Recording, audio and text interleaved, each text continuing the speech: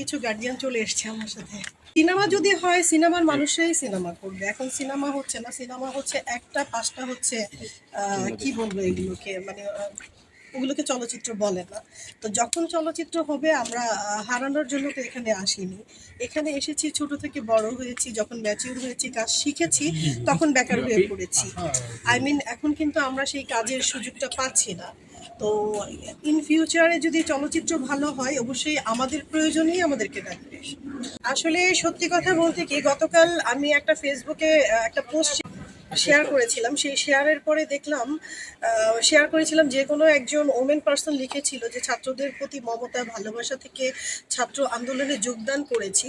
এই যোগদান করার পর আমার গায়ে কে বা কারা যেন টাচ করেছে। এটা আমার কাছে খুব স্পর্শকাতর মনে হয়েছে, কারণ এটা ছাত্রদের কাজ না। এই যে আগুন লাগানো, এই যে জায়গায় জায়গায় গন্ডগোল, এটা আমাদের দেশের ছাত্র সমাজ কখনোই করবে না। আমার হাতেও কলম ছিল।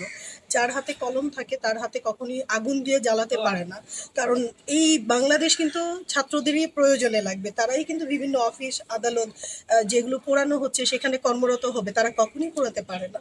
তো তাদের যে পিছনের মানুষগুলো, তারা কিন্তু ওইটা শেয়ার করার পরে আমাকে কমেন্টস করেছে যে এই মহিলাকে তো টাচ করা হয়নি, পরবর্তীতে কোনো প্রোগ্রাম বা কোথাও বের হলে আপনাকে এভাবে টাচ করা হবে।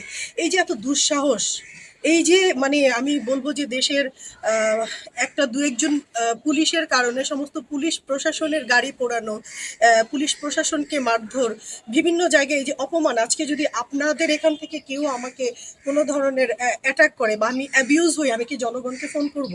আমি তো প্রশাসনকে ফোন করব।